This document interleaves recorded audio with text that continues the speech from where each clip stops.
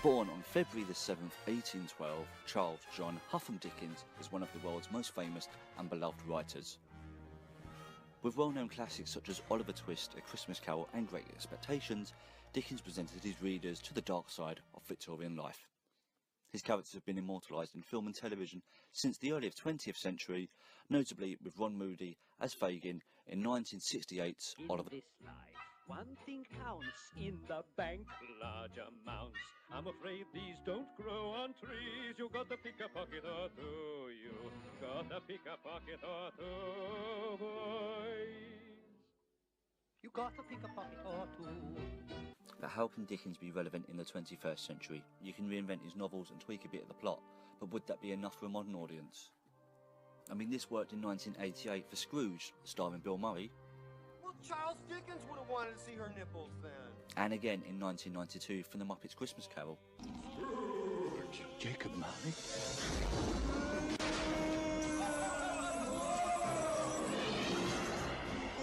Scary stuff. Should we be worried about the kids in the audience? No, it's all right. This is culture. But that was all media-based. It wasn't unique enough. What did Disney do for people that wanted to experience a new format? A way of seeing his characters brought to life. What? He built a world. And in 2007, Dickens World was open to the public. After a 4-week delay. Costing £62 million, the attraction promised to immerse visitors in the sights, the sounds, and the smells of Victorian London. Dickens World was to feature a haunted house, a 4D cinema, a fully animatronic theatre and a dark boat ride. Guests would interact with Dickens' most recognisable characters and get lost in the winding Victorian streets, the London smog and the shop fronts.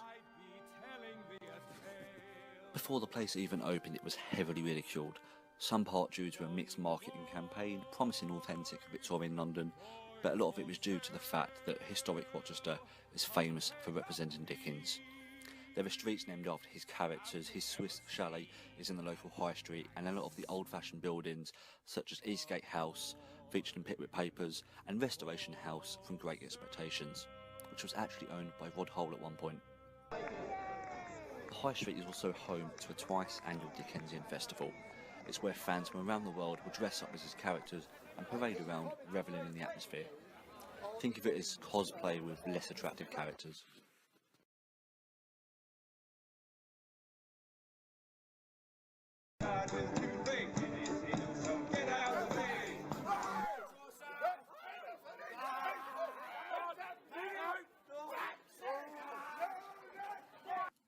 To say Dickens World was unwelcome was an understatement. Before the place opened, there were negative reports in the newspapers, and the delay only added more fuel to the fire. From day one, it was obvious that people didn't like the idea of a Disney-esque theme park on their doorstep. I say Disney-esque theme park because it was branded that from day one, and it could never shake that. In order to make the place immersive, auditions were held for characters, and an extensive training program was created. This included putting stickers on leaflets, and cleaning the building in order to make the deadline dates. There were 2 days training with acting coaches, but the only things that were taught were walking arm in arm with people and tipping your hat to members of the opposite sex. 25th of May 2007, Dickens World opens its doors amidst an onslaught of angry townsfolk with pitchforks.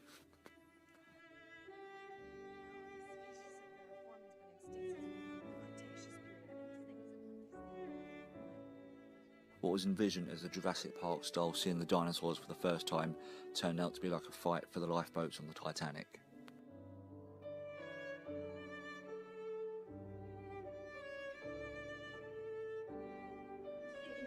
My child! Get out there! Please, I have a child! Please. Dickens World in Chatham has proved so popular since opening over the bank holiday weekend, it's had to turn people away. Dickens World admits waiting times have been a problem, but put it down to sheer numbers. More than 15,000 people have been to the attraction in its And first against week. all odds, Dickens World was very busy for the first couple of months. But very little was done to keep the place fresh, and it remained the same for 5 years. If a light bulb went out, it stayed out. If the 4D cinema stopped working, it remained 2D. As visitor numbers started to dwindle, the attraction closed for several days. And then in January 2013, Dickens World unofficially closed for the first time. New management were brought in, the staff were made redundant, and all the attractions within the place were taken out. The new look Dickens World opened in the summer of 2013. Operating as a 90-minute guided tour, guests were taken around by individual characters. All of the individual attractions had been taken out and the admission price was lowered. However, the new format ran into problems early on, with a lot of the former staff not yet been paid, and the newer staff not receiving any wages at all. In order to keep costs down, they hired volunteers from the local college, a lot of which weren't familiar with Dickens World existing prior to them, so whenever guests asked about the cinema and the boat ride, they denied all knowledge of it ever existing. The new look Dickens World had problems with marketing. Any artwork that was produced depicted the old attraction and the old staff. The new management had come from a nightclub scene, so his focus wasn't on the attraction itself, but the venue hire space that he could use it for. As the years went on, Dickens World itself became a venue for hire, focusing on nightclubs, boxing and adult entertainment. Boy, it's so sticky, sticky situation.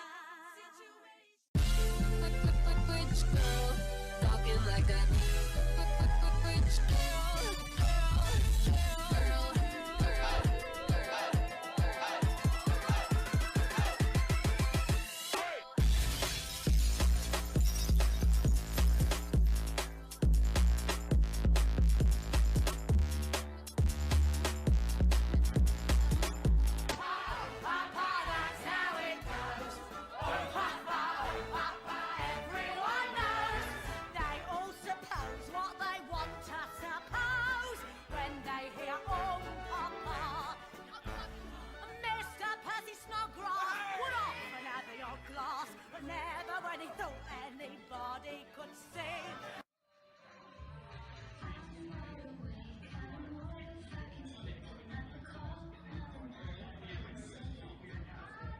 But with severe problems behind the scenes, lots of debts and lots of betrayal, Dickens World closed its doors for the final time in September 2016. The £60 million attraction, themed around the novels of Charles Dickens, has closed for good. It failed to open today following reports that staff were told they were being made redundant. It's no longer possible to buy tickets on the Dickens World website, and its Twitter account has been suspended. So there we have it, a very brief introduction into the history of Dickens World. Now the rest of this video will feature some characters. None you'll recognise because we weren't allowed to be actual characters at Dickens World. And in the words of our director and owner, the characters we have aren't the most good, but the most fun. No idea, no one has any idea what he was saying half the time.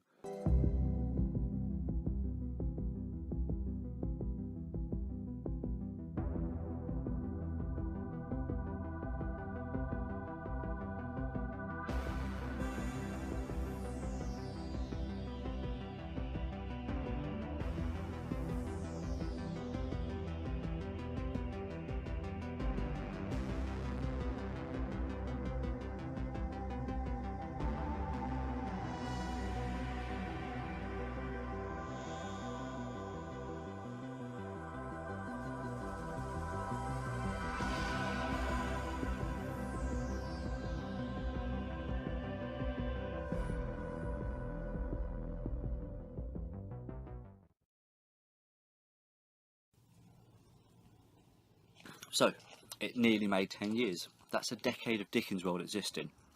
And to quote A Tale of Two Cities, it was the best of times, it was the worst of times. And I will eventually get to the best of times, but for now, let's focus on the worst. Now, Disney had Walt and a dedicated team behind the Disney Empire, with a clear vision as to what he wanted to achieve from the place. At Dickens World, we had this guy. Like a cross between Alan Partridge, a bloated Little Britain character, and a scarecrow filled with conkers. If there was ever a guy to blame for the decline in the place, he would sit firmly at the top of the list. From day one, he was this weird Phantom of the Opera type that would make brief appearances and then disappear into the rafters. He had no idea what he wanted to achieve with the place, and he had no idea what was going on behind the scenes in the place as well. The Angel of Stupid appeared in early features about Dickens World in a way to introduce the public to the place and a way to win them over. But whenever he appeared in front of the camera, he gave off this vibe that he had no idea how to interact with humans. So the following video clip is going to be the first introduction to the Great Expectations boat ride, catchy name, for the members of the public. It's the first time they're going to see inside the attraction. It's the first time they're going to see this boat. Just look at his interaction. He has no idea what to do with his hands. He doesn't know where to look. He's just looming at her with his eyes. At one point, when she addresses the fact it cost £62 million, you could see him agree with her as if to say, I have no idea what I've spent it on. All of the other attractions in the area, and with what we've built here, you know, we're very confident we can achieve. Okay, listen to his next remark. There's nothing quite like this in the world. A boat ride. I'm pretty sure there's boat rides that exist in attractions that you're trying to replicate. Well, first of all, there's nothing quite like this in the world. It's also slightly more of a national heritage, but I think people will come from all over the world, not just from London. 300,000 people a year is what they achieve in places which are very near to us. We don't need a London audience for that, but it'd be lovely to have them. Now, briefly, there have been some delays. I mean, we've been enjoying it here today, but are you going to be ready? Are the doors going to be open? Yep, we've got 2 more bits to do on the finishing. 2 more bits left to do on the finishing. I mean, 4 weeks later, we were still waiting for them 2 more bits to be finished. And 200 cleaners coming in at 6 o'clock. 200 cleaners coming in at 6 o'clock was code word for all the staff that we've hired have left their other jobs, and because we've delayed our opening for several weeks, they have to come in and by contract have to make their hours up. And as this brief interview ends, he looks into the distance, pondering as to where £62 million have gone. So the next on-screen interview comes 4 days after the opening. It's been met with lots of negativity and criticism, but Casey is there, ready to attack all these complaints head on. Now, he's had 4 days to sort of look at his previous interview and work on his body language. No, look at his face. He's still wondering where £62 million has been spent.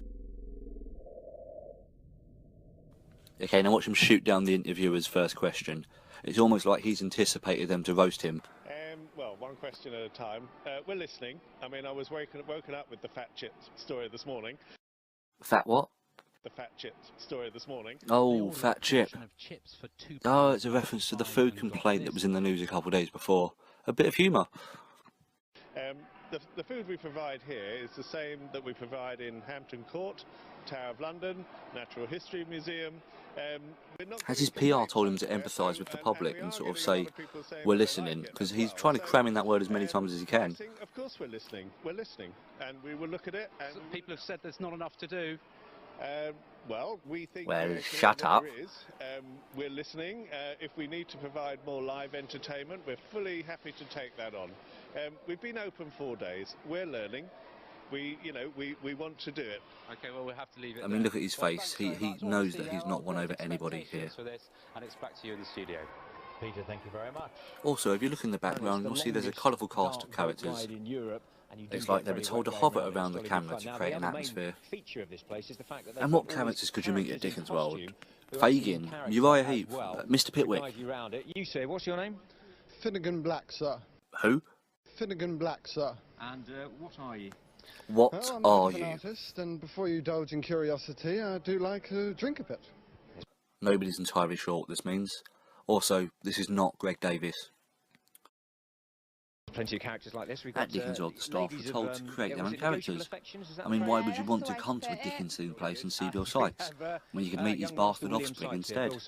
Hello, I'm William Sykes, and I sell horse and carts and all that kind of stuff. Hello, but it's really good. You should come along and buy a horse and cart off me. Right, thank you very much, William Sykes. What's that about? Some people try to be characters from Dickens' books. But when you've got portrayals such as Tom Hardy, the iconic Oliver Reed, I don't like the French. and even the terrifying version by Gollum himself, Andy Serkis, you do expect something a little more menacing than this.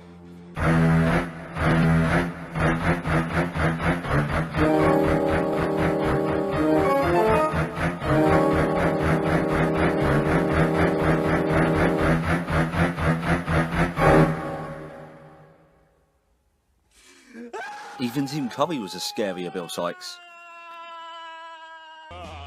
I'm just a sweet transvestite. It's a disaster, to be honest.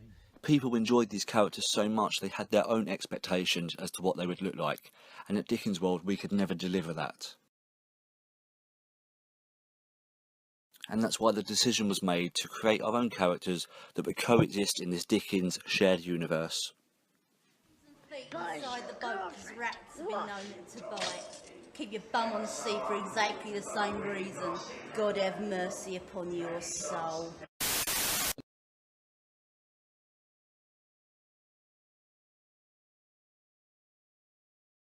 I mean, in 2006,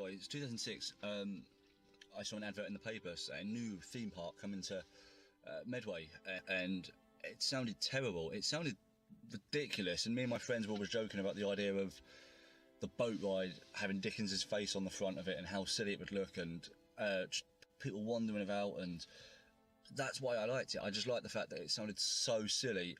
I had to work there. So I applied because of my love of attractions. I've always been into different attractions, different theme parks. It was called a theme park.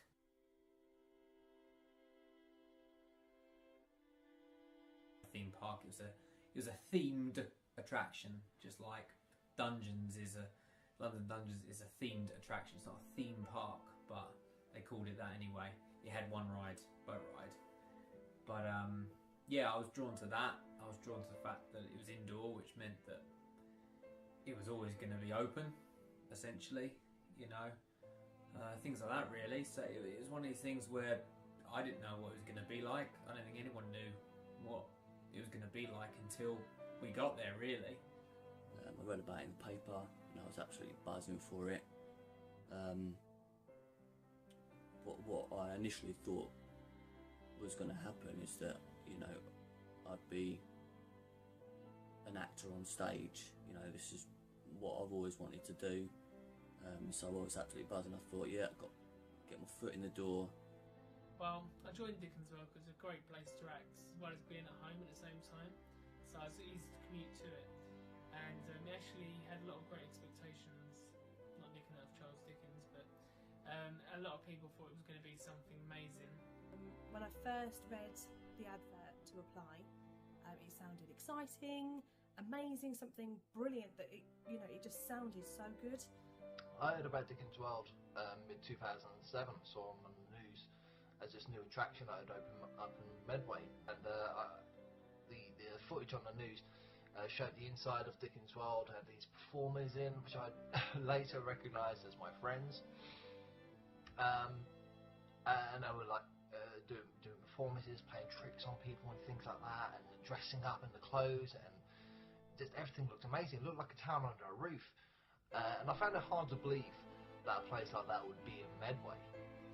It almost seemed too good to be in Medway. And the way the news was talking about it, I even saw a clip in the newspaper about a week before saying it was going to be opening up and whatnot. And went for an interview, and they offered me an on-job experience, which I graciously accepted. I went in there and they were a bit surprised that I didn't come in with a costume from home. I was a bit surprised that they were surprised, to be honest. I thought they'd supply me with a costume or something. Anyway, I didn't think much of it. And we gelled with the staff really, really well. In fact, I remember walking over that entrance, that wooden bridge over the river, and there's a boat underneath, and there's a big water wheel. There's a big water wheel on your right, and you go through this stone archway. You can hear the sounds and whatnot, but when you pass that archway, it's this open courtyard like a Victorian Albert Square, and everyone's dressed up, and there are people playing tricks on people. There's jailbreaks, and there's a haunted house over there. People screaming this out. Wow, this is awesome. There's people up there taking photos on the balcony. Oh, cool. The lights in the ceiling. It was a town under a roof, and all the costumes. I even remember the smell. It was just a magical experience, and that's when I knew I really wanted Dickens World. I wanted to work there. That's where I wanted to be. I knew I wouldn't dislike the job. I went for my OJE and didn't get it. Audition, and back in the early days, it wasn't a case of, oh, my mate wants a job here, can I get a job? It was auditions. It was properly, it was a proper thing. It was on the news at the time. It was in the George Vaults in Rochester, and we had to do group assessments. We had to work in pairs. We had to put on like a little performance as to how to deal with customer service in old-fashioned style. And I had done minimal acting, and again, it was billed as an acting gig, and I hadn't done much acting before, but it was something that I was interested in. And I turned up, and there was all these like serious actors. They'd done degrees, and they knew their stuff. And I'd been working in a hardware shop. It wasn't like I was going to be that good enough, but I tried it. Went down there, did some sort of performances, got to meet some people, and then eventually they called us back for the fact that we had the job. In the news, it was a big deal. The idea was, it ruffled some feathers quite early on. The fact is, Dickens, or people's misconception of him, was Dickens had nothing to do with Chatham, and it was just Rochester has to be Dickens. Why are they building it in Chatham? And I mean, a lot of them were uneducated in the fact to realise that Dickens has got a little bit of relevance in Chatham, so that's why they choose to build it there, or so we're led to believe. But there was a lot of hate towards Dickens World really early on by the locals of Rochester, because again, it was the massive Dickens festival that takes place.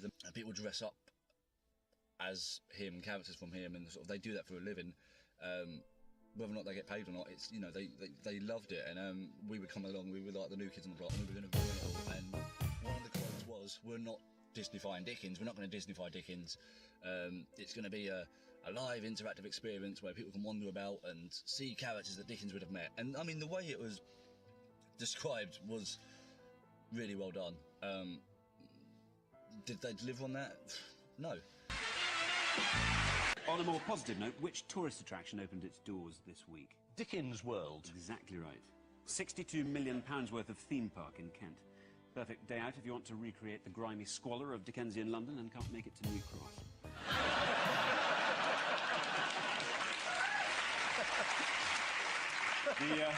The opening of Dickens World got extensive coverage on BBC Breakfast News on Wednesday. Coming up on the programme will be at a Dickens of a theme park. Richard Westcott can tell us a little bit more. Hello, Richard.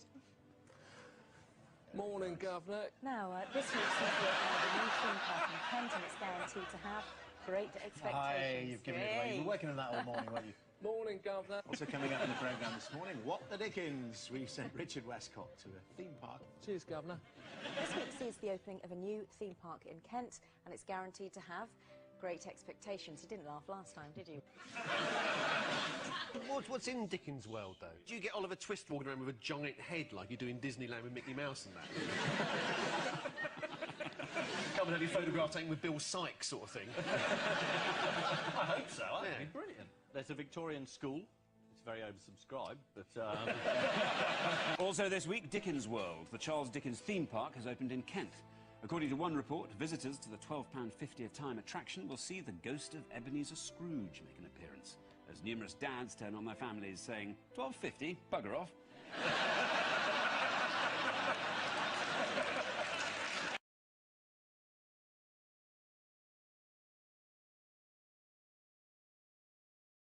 They were really delayed with how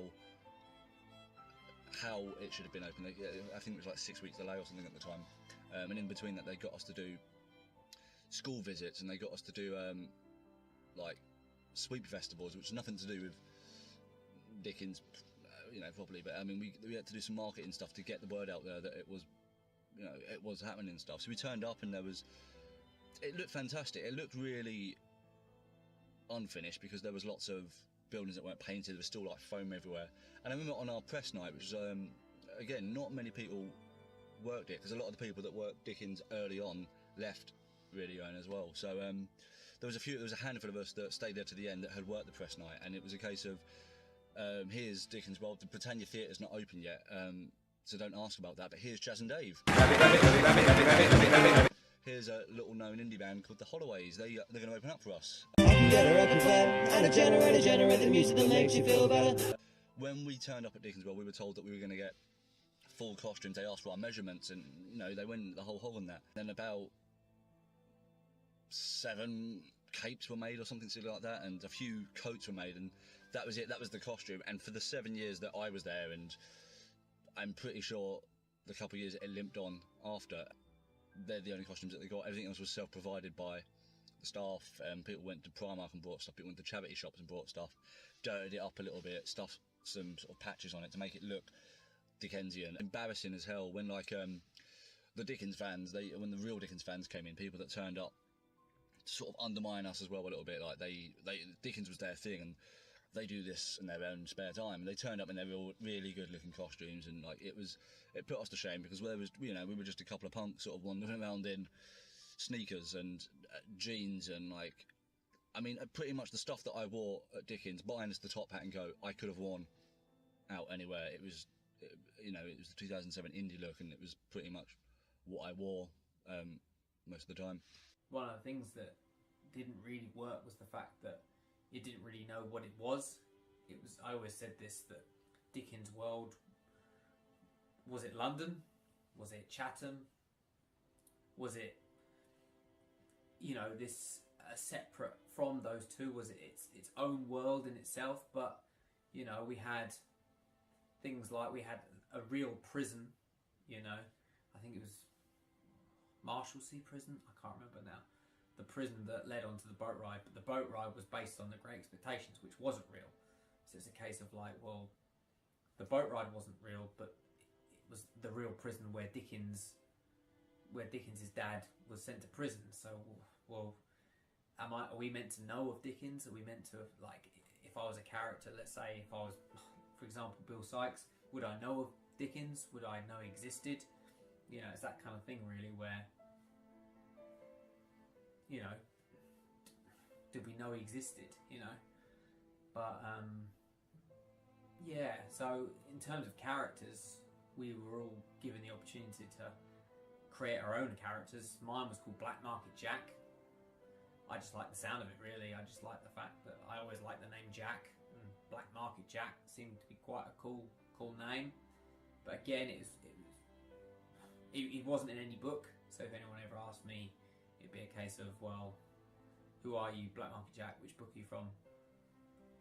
Short novel, short story, but it's one of these things where you could just blag your way out of that, really. But yeah, that was one of the things that always confused me. It just didn't know its own identity. You want to know who I am? I want to know who I am.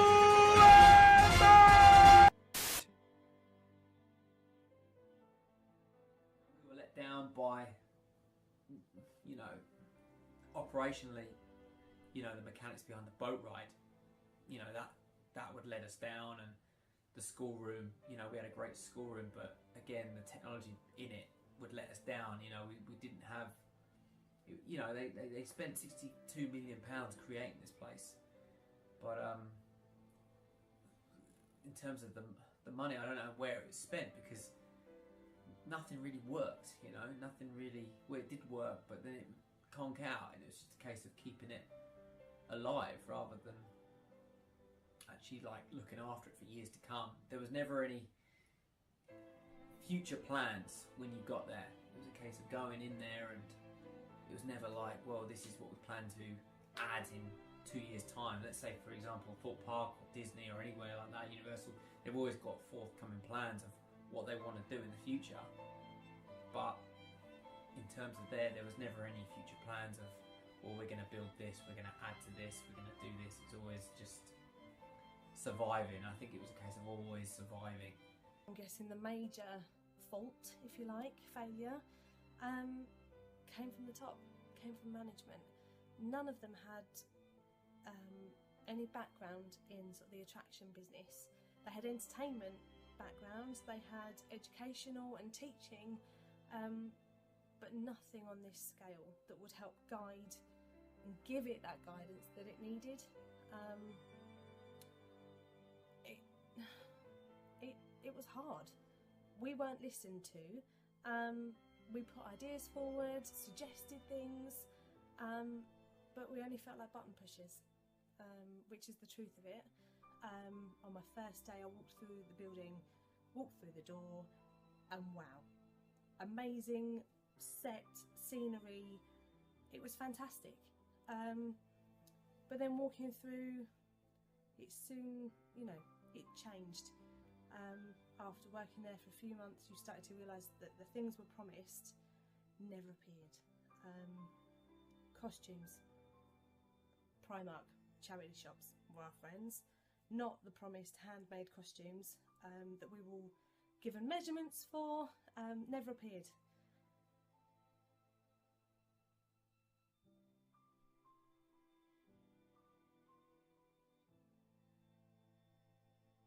Eventually, I got the job at Dickens World. It was fantastic.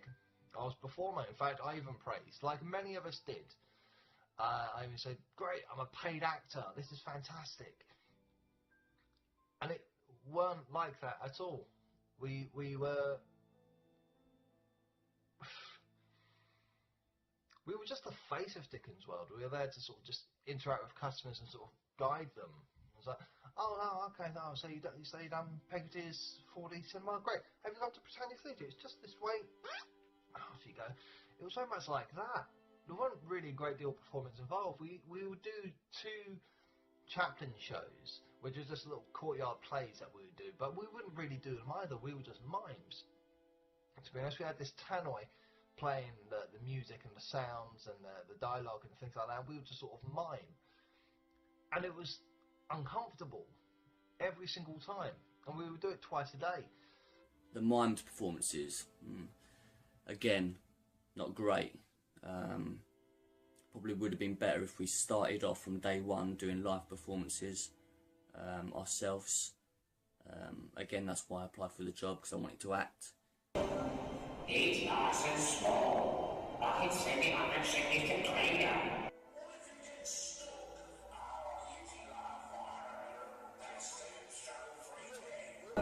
Oh, look at him.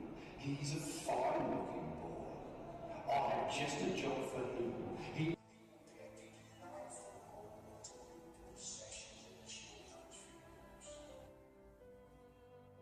That was difficult to watch.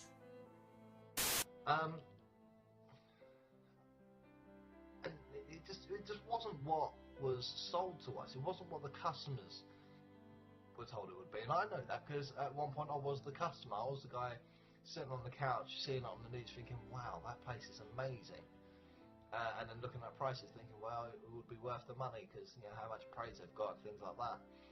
And it really weren't. It was nothing like that at all. It was emotionally and physically draining every single day.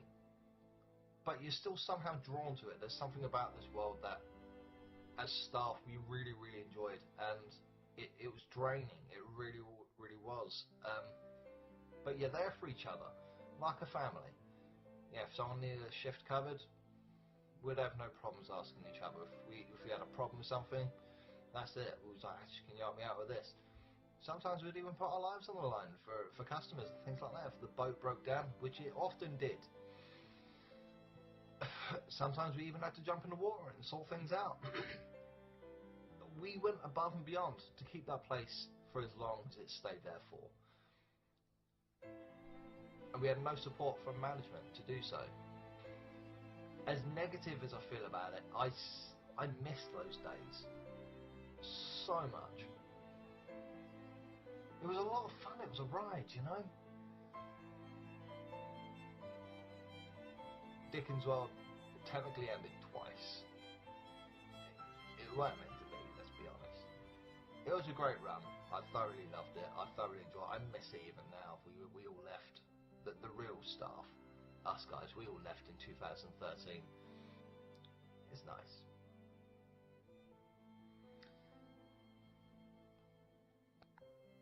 So I found this quote which I think sums up all of our feelings pretty much, and it says that a bad manager can take a good staff and destroy it, causing the best employees to flee and the remainder to lose all motivation, which I think actually rings out quite very true.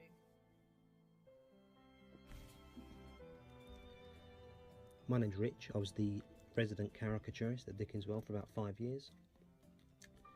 I first had a look at the place about 2 weeks after it opened. I went in as a visit with my nieces and nephews. I heard loads of things about it.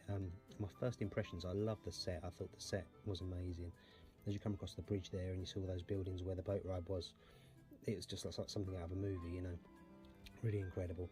And then you go into the courtyard and there was all the staff wandering around in costume and stuff, and we got to speak to some of them, and they told me different things about Dickens, which was some guys, it was a bit like they were reading off a script. Other guys were really into their characters and things like that, which was quite cool. So after about 3 weeks, I was looking for somewhere to do caricatures that would be perfect, and that really was the ideal location. It was about half hour away from where I lived. There was loads of space for a pitch, and I did notice that customers there were kind of milling around now and again, so I thought that'd be great. So while they're doing that, they can come and have a picture drawn. And so I got my pitch there, and it was great fun. And straight away I got to know all the staff. First day, all the staff come and said hello, and it was like a big family, really, you know. And over the years, got to know them all better. We used to meet up after Dickens World had closed and have a drink and stuff like that, which was great fun. So as well as all the daily activities, there was lots of mucking about, sometimes in character, sometimes not. There was all sorts of things that went on there as well, like Children in Need filmed there one day, so that was good fun. And then there was the Hoosiers music video, which took up a whole day, and a really amazing set they managed to set up there. Like, even though we thought the set was good, they did an amazing job of putting it together with sort of market stalls with meats and things like that everywhere, and that was amazing. And we kept little parts of the set, not a lot of it, but there was a few things that were left, like straw left lying around, which was great. I'm not sure if that was a health and safety thing. We weren't really supposed to, but it was there anyway, and that really helped the atmosphere of the place. I was actually one of the last people to leave Dickens World, out of all the ones from the very beginning there, you know. I stayed right through till after the tour started, and I did go on the tour one day, and I did think it was kind of good value for money. Yeah, it was quite good value for money. But the problem was that people would go on the tour and then they would go home. So I then realised, oh, what am I doing here? I'm just sitting with a pitch that no one went to. Whereas before there was kind of people milling around, and so they come and had a caricature drawn because they could wander around at their own free will. So it didn't really work after that. And after I think I did about 5 or 6 days here and there, I just realised that it was no longer for me. So I finally bowed out. So to summarise, really, it was a great place to work. I met some great friends there, and it launched kind of my solo career really as a caricaturist. I'd done caricatures for about 10-15 years before that, but it really helped me go full time and helped lift me off the ground there. So I'm thankful for that. On the other hand, if you thought a Dickens novel had a lot of drama, it was nothing compared to behind the scenes at Dickens World. It was bizarre. I don't think it's healthy for a big group of people all to be under that one roof, like caged together all the time. And so dramas would start over silly little things, and it was an endless array of just dramas and arguments. I hit it quite early on. I think things like staff would come and say hello to me on my pitch, so I'd say hello to them, have a bit of a chat, and then I'd draw some customers, and all of a sudden I'd get a tap on the shoulder from management saying to me, "You're a bad influence on our staff, you're distracting the staff."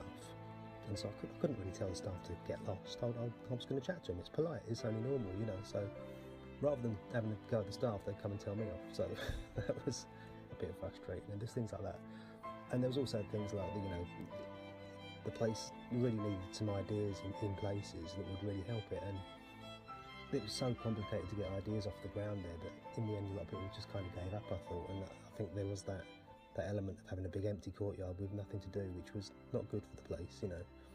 So and occasionally they did have little things that would go on. You'd have a escaped prisoner and people would chase after him, things like that, but they just needed more of that activity going on, and that was a frustrating thing actually while I worked there. But not enough to distract or detract from the time I had there. I did really enjoy it.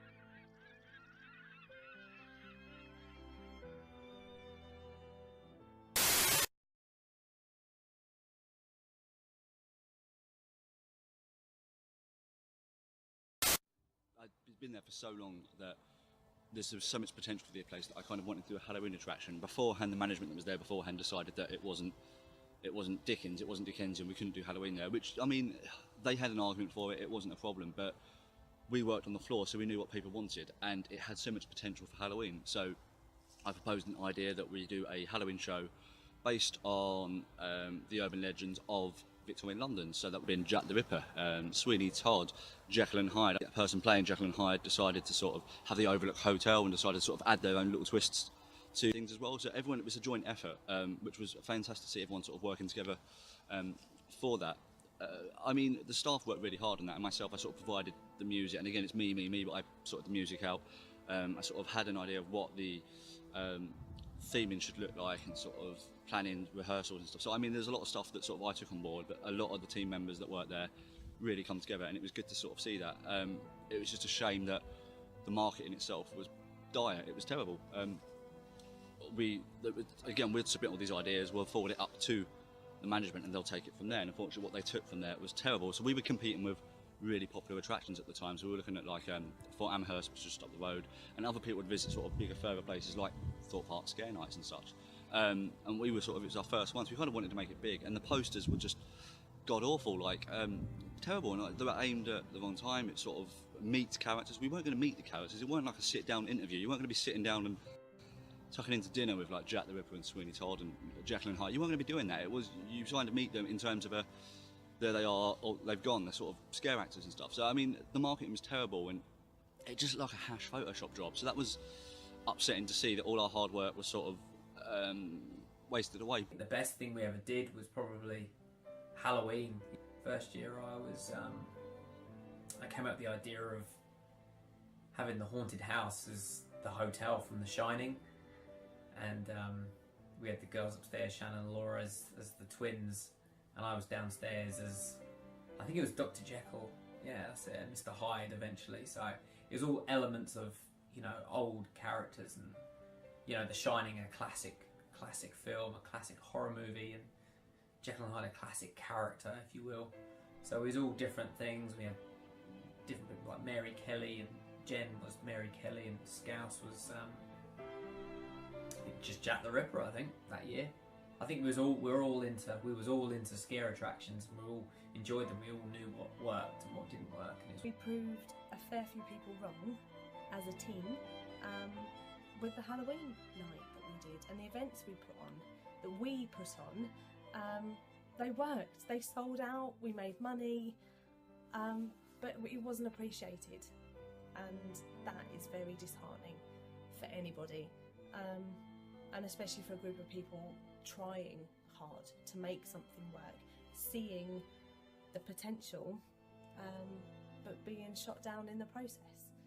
So for the second Halloween event, I sort of, based on the first one, it was really good. You know, we had our thing.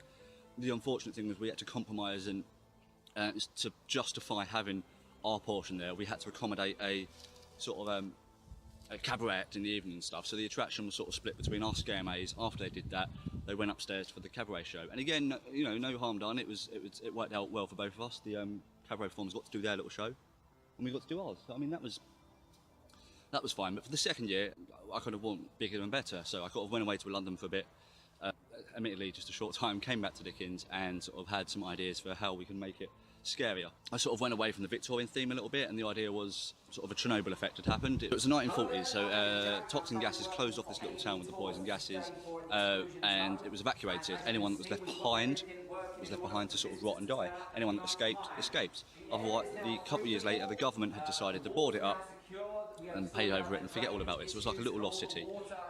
In 2012, excavation team come across the site and decided to do urban tours in there. So a group of explorers will take guided tours around these areas to show you how the town was affected and sort of what was left behind. However, dun dun dun, stuff happens. There's all these sort of affected sort of townsfolk down there. So it was a sort of like I said, it was a Chernobyl style zombie sort of thing. And the zombies were really in at the moment, so it was a case of incorporating zombies into Halloween. And for this one, I've got into contact with a local film company that sort of made a massive trailer for us, and it was good because it was it went on sort of the little TV outside Dickens, and it was a cinematic trailer that we could have advertised in our event.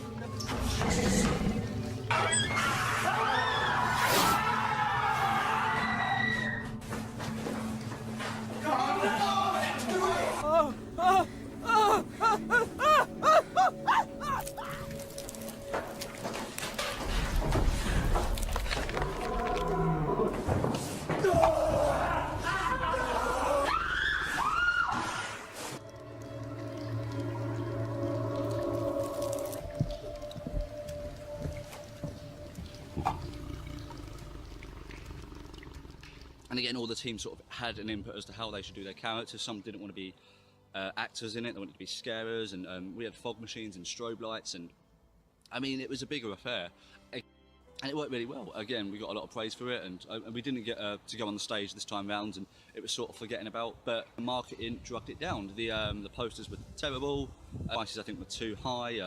Again, it was very much emphasis on the bigger event and not the attraction, which admittedly people paid to see that. They come to see us do a scare attraction, not a cabaret show with puppets, and that's exactly what happened. The second year I wanted to be a scare actor, but I didn't enjoy that as much. I much prefer talking instead of jumping out. I don't think I'm visually that scary, so that probably didn't work for me.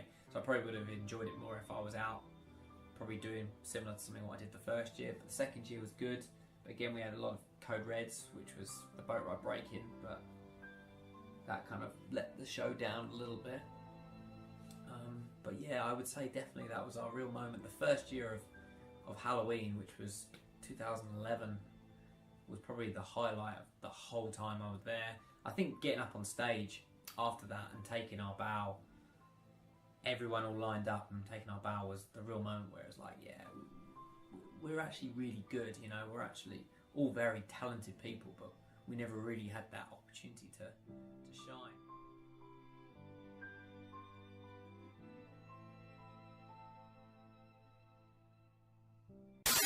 It is very easy to pick holes and flaws into Dickens World. As mentioned, the marketing didn't really do justice to what was inside the building, and the only TV advert that aired one time on primetime TV depicted bright colours, and despite not trying to Disneyfy Dickens at all the signs suggested otherwise. Take a thrilling, take a chilling, take a fun-packed journey around Dickensian England at Dickens World.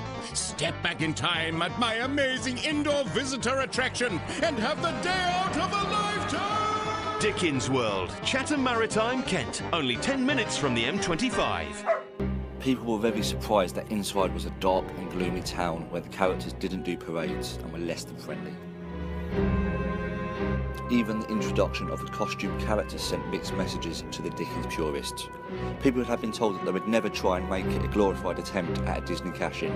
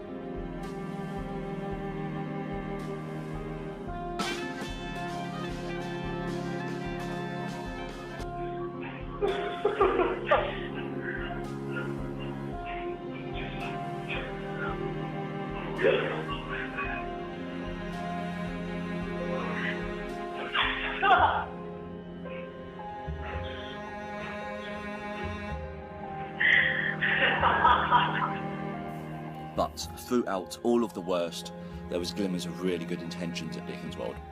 Because the set did look amazing, it was often the location for filming. And one of my personal favourite days out of my whole time there was the filming of 2008's Cops and Robbers music video by the Hoosiers. It was just fun to be on set, and like many people that worked there, it was their first experience on a real film set. It was the first time that Dickens in London actually arrived at Dickens World. Originally, most of the staff were kept in the dark about the filming and were told to take the day off. But eventually we were all invited to participate in the filming. I believe there was some unwritten rule that if you hired the venue, the staff come with it, so that was one thing that we cashed in. And it was a rude awakening for many, so our costumes were completely changed because what we turned up with was rubbish. Our makeup was completely done. A lot of the stuff that the production staff left behind, like bits of hay and barrels, we kept as well.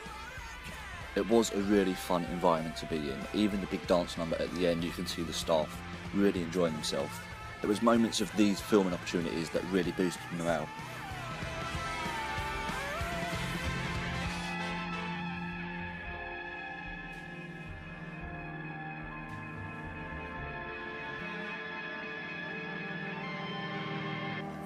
The venue is also used for Newgate, a TV pilot starring Andy Serkis, based on Newgate prison inmate Jonathan Wild. Having it all. If the series was picked up by the BBC, then Dickens World was set to be the venue for the rest of the filming. However, it still sits on a shelf somewhere gathering dust. This is London, 1720. The greatest city in the world. And I am the law. Thief and thief taker. I run this town. My name is Jonathan Wild. They say justice is blind. Well, guess what? I'm the one who put out her eyes.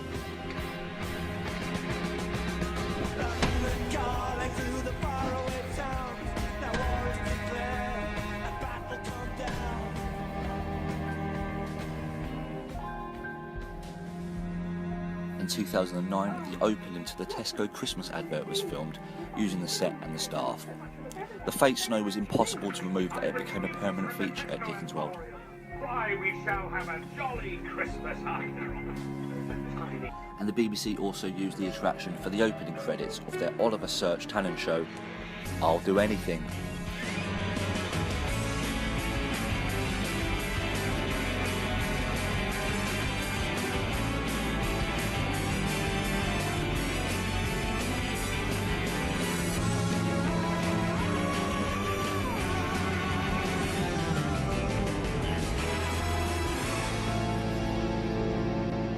Dickens World was also the venue for the southeast portion of Children in Need.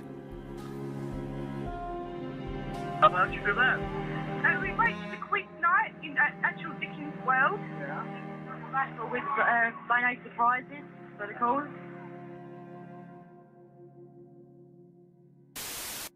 One of the best things to come out of Dickens World was the friendships that formed there.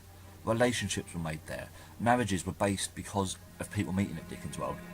It was a place where friends could come and meet, and despite all the rubbish that was going on behind the scenes, they were still there for each other.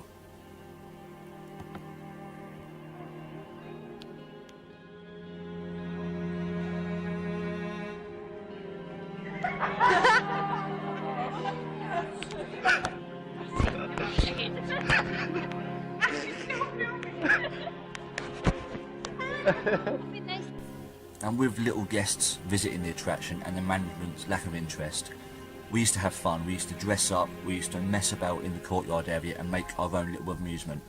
A lot of the time, the guests were interested in what we were doing anyway, and it was a way of creating atmosphere.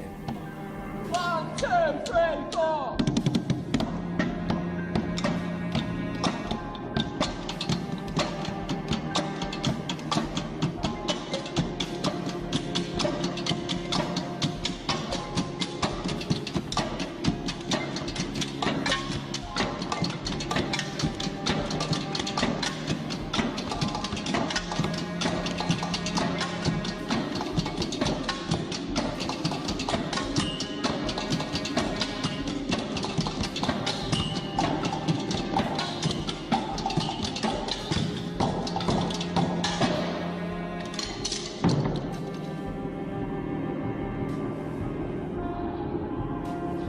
Cut!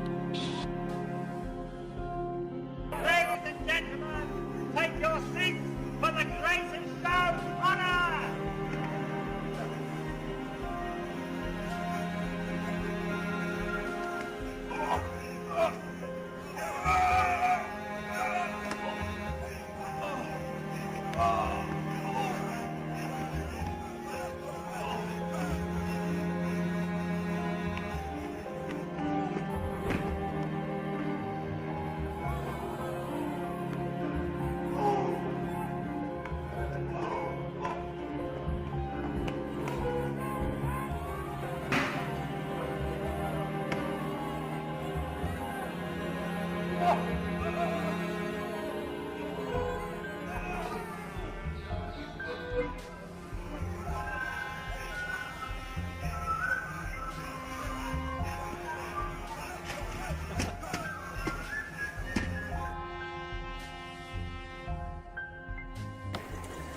And although I criticised the management a lot, they did let us use the attraction to film our other pursuits out of hours.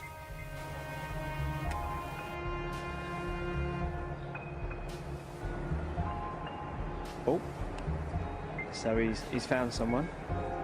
He's going in. What's he doing? What? Oh. Oh! God! Can we buy handkerchiefs?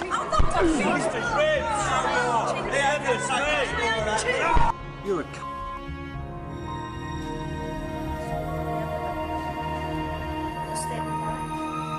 Because he's standing like that, this is what I'm thinking. I'm wondering if it's a ship, and I keep thinking, Samson.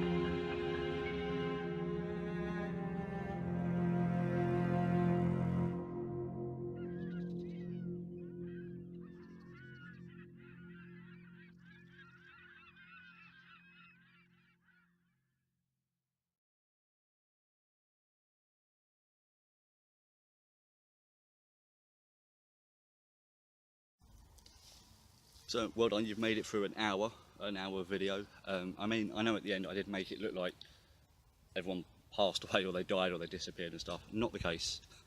Well, some of us, not the case at all. We've just moved on to different things. I mean, I know me, I'm banging on about Dickens World 10 years later, and that's mainly just because I care.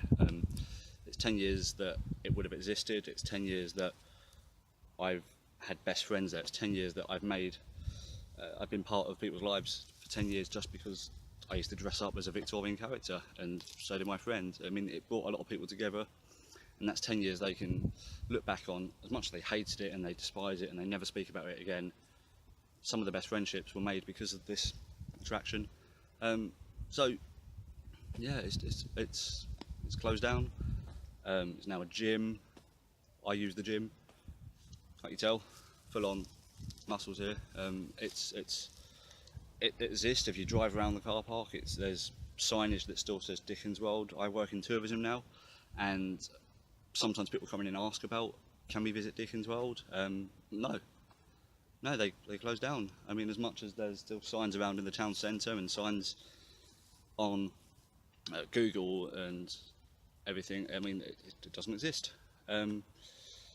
Just visit the Dickens Festival. I didn't this year, I heard it was rubbish, but just visit the Dickens Festival. If you want to get a real Dickens experience, visit something that will do it better.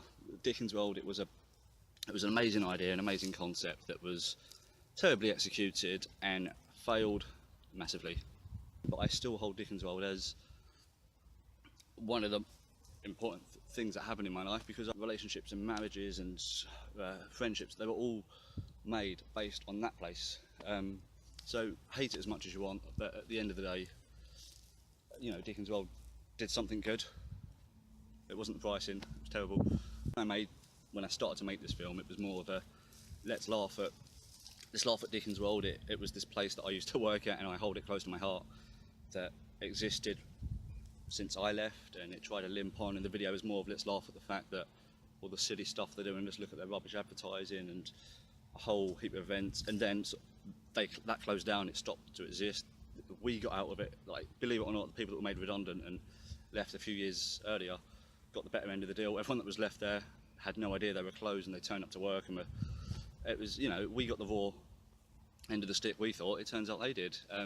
So yeah, the video was more of let's make fun at that, and I mean, it's taken a weird turn of events now when I've made it look like everyone died. If you did make it to the end of the video, I looked like I killed everyone off. I didn't. It was just a sad video to say that was the last time they were seen together. Yeah, the video was more, let's just you know, let's just celebrate the time that we had at Dickens World, the time of their lives. For the 4 people that come up with that slogan, it was terrible, but yeah, the video was more let's laugh at the expense of that, and obviously it closed down and it sort of became more of a tribute video, and then it opened like a can of worms where I was able to talk freely about all the hassle that I had there and the trouble that I got in and the uphill struggle that we had to get ideas off the ground. And as other people submitted videos, it opened a can of worms for them, and they sort of spoke truly what they felt. Yeah, it was, you know, it was a sad, you know, it was a sad 10 years. It was a fun 10 years. It was the best 10 years I've had. It was the worst 10 years I've had. I'm quoting Dickens terribly, but I mean, you get the idea. I loved it. I hated it. Marmite. Dickens World was Marmite, and I mean, they probably wouldn't put that on their slogan, but it was Marmite. You loved it or you hated it. There was no in between.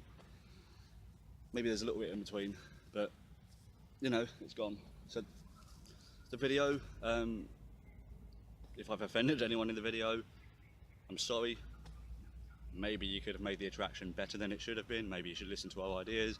Maybe have an idea of your own. I don't know. I'm sorry. No, I really am sorry. I'm dying. I'm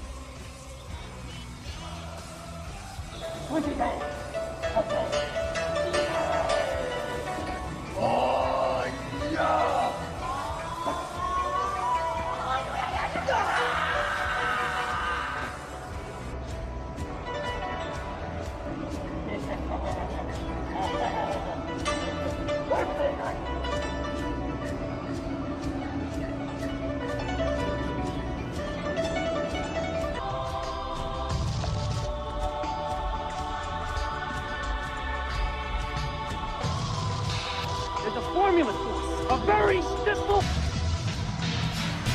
Billy Loomis, touchdown. Block.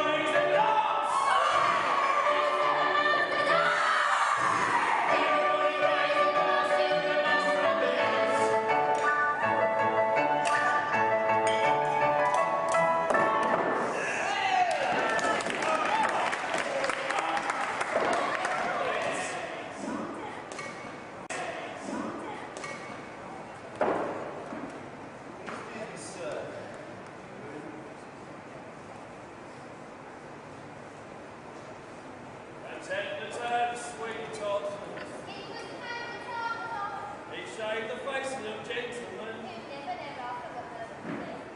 Did Sweeney? Did Sweeney talk?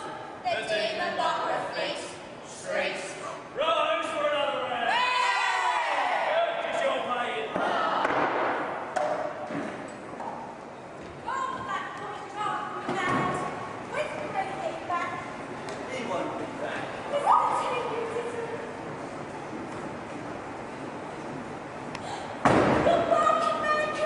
He remembers the old days. Try that now and then. Half the earnings. Oh, well, that's different now. Remember, it was albums. Oh, look on that plan. That's when you go goose for shady. Poor bugger. Oh, well.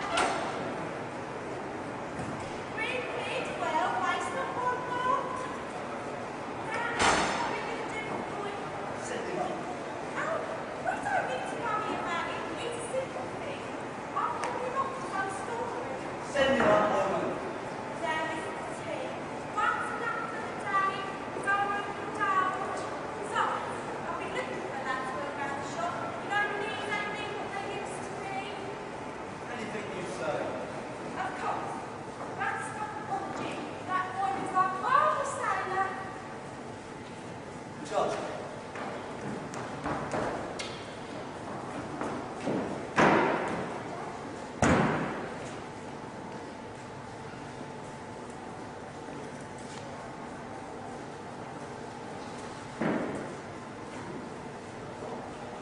Mr. Todd, At your service. Your Honour.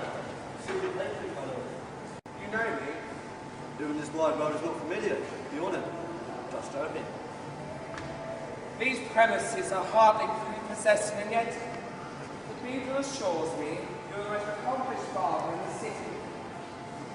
That is gracious of you, sir. Please, sit. Sit, sir, sit. What can we do for you today, sir? Stylish. Trim bit of the hair. A soothing skin massage.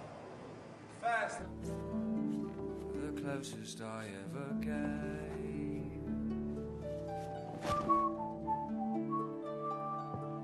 In a merry mood today, Mr. Todd? 'Tis your delight, sir, catching fire from one man to the next. 'Tis true, sir, love can still inspire the blood to pound a heart leap higher. What more? What more can man require? Than love, sir. More than love, sir. What's that? Women. Ah, yes, women. Pretty women. Pretty women at the mirror. In the garden. Letter writing. Flower picking. Weather watching. How they make a man sing.